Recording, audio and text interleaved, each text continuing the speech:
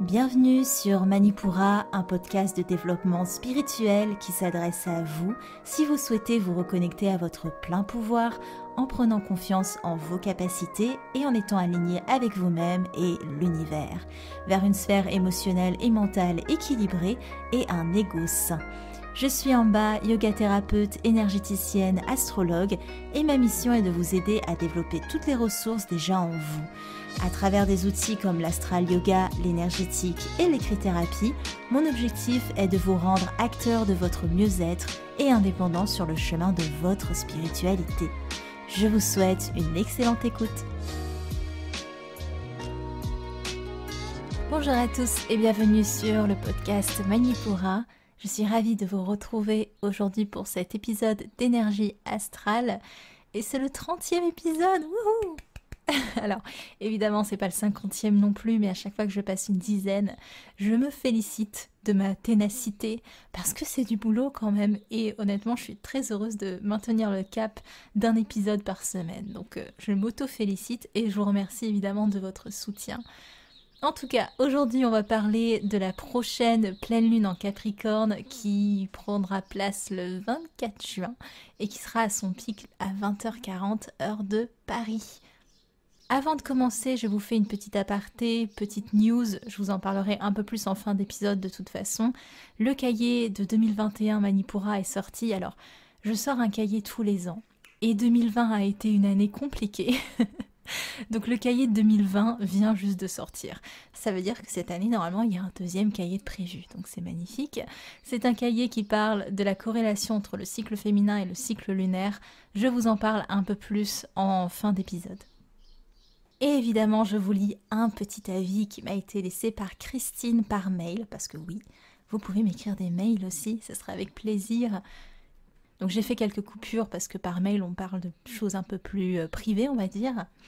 Christine dit « Certains podcasts m'ont plu, mais aucun ne m'a autant fasciné que le tien.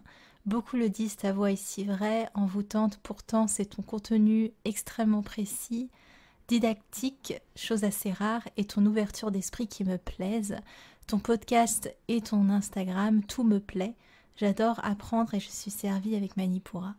Merci beaucoup, Christine. Ça me fait vraiment plaisir. Je suis très heureuse parce que vous avez l'air d'autant aimer le contenu que la personne, donc je me dis que c'est plutôt cool. Voilà, j'ai pas d'autres commentaires, c'est vraiment très très gentil. De toute façon, j'ai répondu à Christine. Si dans tous les cas vous voulez me laisser un avis, n'hésitez pas, prenez en priorité Apple Podcast parce que c'est la plateforme de référencement et ça permet de faire monter Manipura dans les statistiques. C'est la meilleure manière, on va dire, de me soutenir. Et évidemment, si vous n'avez pas Apple Podcast, vous pouvez m'écrire sur les réseaux sociaux ou par mail comme Christine. On est parti pour notre pleine lune en Capricorne. Alors, en Capricorne, ce n'est plus, donc c'est un signe de terre, mais ce n'est plus la terre qui alourdit comme le taureau, ni la terre qui récolte le fruit de ses semences, de ses efforts en vierge. Là, c'est la terre qui s'élève, c'est la montagne. Elle cherche à s'ériger en montagne. En Capricorne, il est question de destinée. Le Capricorne serait malheureux sans la notion de but à atteindre. C'est le signe de l'adulte responsable, de la maturité, du côté méthodique aussi. Mais sa recherche de la maîtrise à outrance peut aussi amener une certaine austérité, une certaine froideur. On fera tout pour prendre en main notre destin en Capricorne, quitte à passer un petit peu à côté de la vie.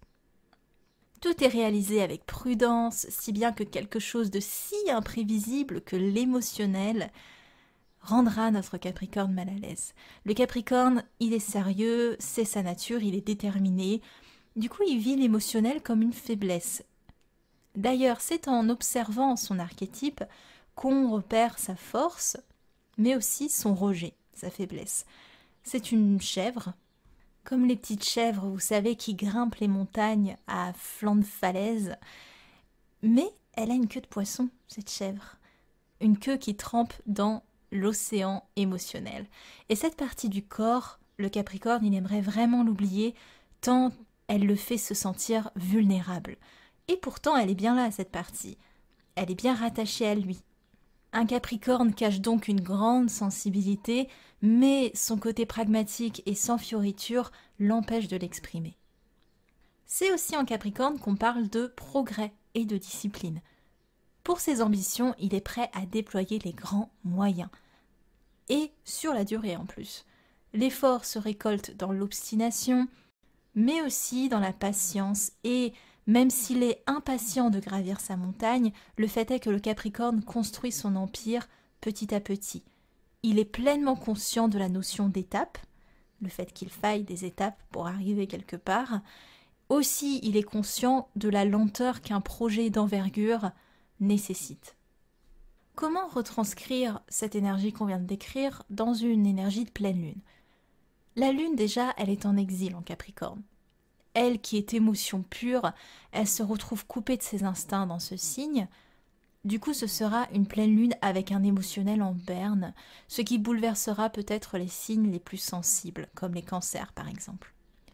On est invité à maturer les choses pendant cette pleine lune, à tenir nos engagements, à laisser nos émotions de côté pour se baser sur le rationnel. Et d'ailleurs, c'est pas une bonne pleine lune pour être dans le relationnel. Clairement pas. Si vous avez des partenariats à faire, des collaborations à faire, vous ne serez pas assez ouvert pour se le permettre. Donc voilà, l'information est lancée. C'est une pleine lune qui met en lumière nos acquis et nos expériences passées, les croyances aussi dans lesquelles on a été élevé et le poids des traditions. On est invité à se questionner si tout ça, tout ce que je viens de citer là, c'est un moteur pour gravir votre montagne ou au contraire si c'est un frein qui vous bloque sur la route.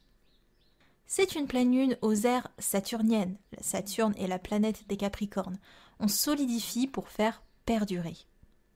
Il faudra accepter que les choses prennent du temps pendant cette pleine lune, que la sagesse, votre sagesse, s'acquiert au gré de vos expériences. Et attention du coup à l'autosabotage qui peut rapidement s'opérer en Capricorne parce qu'à trop prendre la vie au sérieux, les énergies Capricorne et saturniennes en oublient de vivre, tout simplement. Quand je dis vivre, c'est expérimenter dans la spontanéité, de pas juste se baser sur les expériences passées. Bref, si on devait attribuer une phrase au Capricorne, ce serait « on n'a rien sans rien ». Alors ça, on n'a rien sans rien, c'est une notion qui, certes, participe à sa grande force au Capricorne, mais aussi à son autosabotage. L'idée qu'on ne peut réussir à s'épanouir qu'en fournissant un effort constant et considérable. Et ça le coupe tout simplement des joies, de la légèreté de vivre. C'est d'ailleurs en Capricorne qu'on retrouve des sexualités qui sont éteintes, parce qu'il n'y a pas d'intérêt pour eux de la vivre et de la partager. Ils n'en trouvent pas forcément l'intérêt. C'est donc loin d'être une pleine lune sociale, comme je vous l'ai dit. On sera confronté à nous-mêmes et à nos propres exigences, à nos responsabilités, à nos acquis. C'est une pleine lune sous le signe de l'effort, de la maîtrise et aussi de la rigueur. Donc si vous avez un projet en cours qui nécessite que vous y mettiez toute votre ambition, toute votre discipline, là par contre on est sur un bon moment pour ça. Maintenant que je vous ai décrit les énergies qui caractérisent une lune en Capricorne, je vous parle de la lune en aspect, c'est-à-dire tous les aspects que fait la lune lors de cette lunaison, mais aussi pendant les 2 prochaines semaines et jusqu'à la nouvelle lune en Cancer. Donc beaucoup d'aspects dans cette carte du ciel du 24 juin et beaucoup d'opposition surtout, c'est un peu le dawa si je peux dire, ça donne une atmosphère très tiraillée. La lune en elle-même, elle fait pas beaucoup d'aspects, mais on peut noter beaucoup d'opposition lors de son voyage jusqu'à la nouvelle lune. Le 26 juin, on a une rencontre avec Pluton qui s'oppose à Vénus et qui viendra fortement bouleverser notre sphère affective, que ce soit dans le domaine des relations ou dans le domaine des possessions. Le 27 juin, elle va rencontrer Saturne, elle-même opposée à Mars, ce qui marquera des actions vraiment irréfléchies, de l'impatience, surtout animées par de la passion, et on ne prendra pas en compte les conséquences de nos actes, ce qui pourra tôt ou tard nous revenir avec un bel effet boomerang.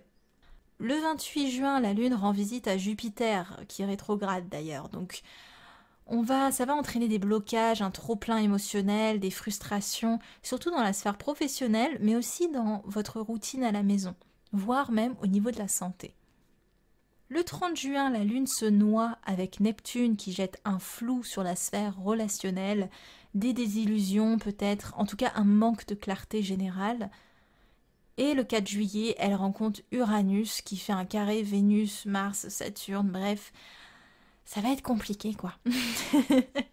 Le 4 juillet, ça peut être un petit peu sport. Donc c'est vraiment 2 semaines pleines de rebondissements qui nous attendent jusqu'à la prochaine nouvelle lune du 10 juillet qui sera du coup en Cancer, donc accrochez-vous. Et vous pouvez vraiment travailler les énergies Capricorne de cette pleine lune pour les implémenter pour ces 2 prochaines semaines parce que la stabilité et la rigueur du Capricorne vont clairement vous aider à tenir les petits remous énergétiques tout simplement. On est parti pour l'horoscope lunaire, donc l'énergie dans votre signe pour cette pleine lune et pour les 2 prochaines semaines également. On commence par les signes de feu. Allez, on commence par les signes de feu. Les signes de feu ne vivront pas forcément bien cette pleine lune, il faut le dire. En tout cas, les béliers et les lions qui vivent facilement d'impulsivité, les béliers dans l'action et les lions dans le cœur, ça va être un peu compliqué. Pour les sagittaires, ce sera plus naturel d'incarner les énergies capricornes parce que ils arrivent naturellement à se projeter. Les sagittaires, c'est un feu qui se déploie dans un but précis, dans un but d'expansion, un peu comme les capricornes, mais eux, ils s'expansent via l'élémentaire, via la construction. Pour commencer, les béliers, c'est un peu compliqué, vous êtes portés par beaucoup d'impulsivité, ce qui vous fait entreprendre des actions sans réfléchir et ça vous fait toucher des jeux dangereux. En même temps, vous vous heurtez à pas mal de blocages et une incapacité à faire stop, à dire stop, et à prendre le temps d'y aller méthodiquement tout simplement. Donc ce remue-ménage vous empêche d'avoir une vision globale, que ce soit de là où vous partez ou là où vous allez. Donc c'est un petit peu fouillis. Les lions, vous êtes dans une énergie de protection vis-à-vis de vous-même et vous la trouvez dans vos relations affectives les plus proches. Pour maintenir un cadre rassurant, vous vous restreignez beaucoup, vous vous fermez beaucoup au monde et la froideur des énergies capricornes ne vous invite pas à ouvrir votre cœur dans tous les cas. Vous préférez la passivité au mouvement lors de cette pleine lune. Les sagittaires, bien que plus souples que les énergies capricornes, vous vivez bien cette notion d'élévation, d'expansion, car vous êtes perpétuellement dans une quête d'un idéal. Cependant, l'heure n'est pas aux grandes avancées, vous vous retrouvez coincé entre sédentarité et nomadisme, et le domaine financier n'y est pas pour rien d'ailleurs. Votre émotionnel sera clairement votre guide lors de cette pleine lune, un émotionnel tantôt débordant, tantôt contrôlé. Les signes terre, les taureaux, vous vivrez quelques remous également, votre cocon stable et rassurant se voit troublé, les finances que vous partagez avec autrui se trouvent être compliquées, et toute la sphère sentimentale est remise en question. Il y a un brouhaha duquel vous pouvez vous sortir en vous connectant à votre belle intuition qui sera clairement là et qui ne demandera qu'à être écoutée. Les vierges, c'est assez discret pour vous, avec la présence de Vesta dans votre signe, vous vous sentez aligné avec votre nature profonde, vous êtes en intense connexion avec l'élément air, ce qui vous invite à la communication et à l'échange. Pour le moment, vous fuyez un peu votre intuition et vos aspirations, ce ne sont pas des priorités en tout cas pendant cette pleine lune. Les Capricornes, évidemment, vous épousez tout ce dont on a pu parler le long de ce podcast. L'accent est mis sur la manière dont vous vous percevez et la manière dont les autres vous perçoivent. À l'instar des Vierges, l'accent est mis sur la communication, ce qui n'est pas pour vous mettre à votre aise. Il y a quelques blocages qui vous restreignent de passer à l'action, le côté tête brûlée très peu pour vous, et la sphère financière et la sphère des possessions en général peut être questionnée. Les signes d'air, les Gémeaux, les Balances et les Verseaux. Les Gémeaux, l'air domine, attention à la distraction. En tout cas, vous communiquez beaucoup et le mental cogite, surtout dans la sphère du travail, ce qui vous empêche de vous projeter en avant, ou en tout cas, la projection se fera avec un petit peu d'appréhension. Pour cela, vous fuyez tout ce qui est abstrait. En ce moment, il vous faut du concret pour poser ce mental qui est mis à forte contribution. Les balances, c'est tout l'aspect carrière qui est mis en avant et tout l'aspect financier qui est encore dans la tourmente. Votre intuition est un véritable guide pour cette période. Vous vivez bien les énergies de cette pleine lune en Capricorne, mais si vous vibrez bas, attention à ne pas trop vous isoler, ce qui vous guette facilement lors des épisodes saturniens. Les Verseaux, entre expérience, action et projection, vous ne savez plus trop où vous vous situez. un joyeux mélange qui amène avec lui son lot de conflits intérieurs. C'est toute la sphère de l'épanouissement personnel qui est mise en lumière pendant cette pleine lune. Avec Cérès non loin de votre planète Uranus, la récolte promet cependant d'être belle et le cœur rempli. Vous qui aimez provoquer les choses, essayez cette fois-ci de vous laisser porter par le mouvement. Les signes d'eau, les cancers, les scorpions et les poissons. Les cancers, vous n'êtes pas très amis de base avec les énergies capricornes, la froideur très peu pour vous. Vous vous sentez mal à l'aise durant cette pleine lune, c'est pas votre truc. Vous vous sentez pas à votre place, vous agissez différemment qu'à l'accoutumée et vous n'êtes pas dans des énergies d'expansion ou des énergies d'ascension. Vous vous réfugiez vraiment avec ce qui compte pour vous. Les scorpions, c'est assez discret, en tout cas de l'extérieur. Toute la notion d'attachement est questionnée, ce qui amène des incompréhensions dans la sphère sentimentale. Vous n'hésiterez pas à questionner l'ordre établi si vous le trouvez obsolète, et cela vaudra quelques guerres entre institutions et votre désir de transformation.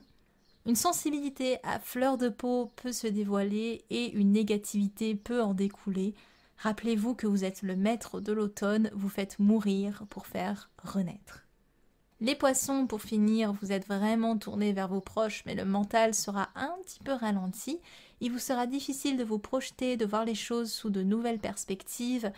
Ainsi, sans plan fixe, vous vous dispersez facilement et passez un petit peu à côté des énergies structurantes et ambitieuses du Capricorne. Donc pourquoi pas les travailler pour vous aider à trouver une autre forme de stabilité. Voilà pour votre horoscope lunaire. Maintenant, on va voir les outils que vous pouvez déployer pendant cette pleine lune en Capricorne. Pour commencer l'écrit-thérapie, prenez vos cahiers et vos stylos. Je pense que je vais vraiment adorer dire ça à chaque fois. Donc prenez de quoi écrire si vous le souhaitez, vous mettez en pause après chaque question. Première question, est-ce que mon ambition m'est profitable ou me rend-elle trop rigide? Deuxième question, est-ce que j'ai tendance à me couper de mes émotions? Si oui, pourquoi? Troisième question, suis-je trop exigeant envers les autres et envers moi-même? Quatrième question, ai-je tendance à planifier ma vie?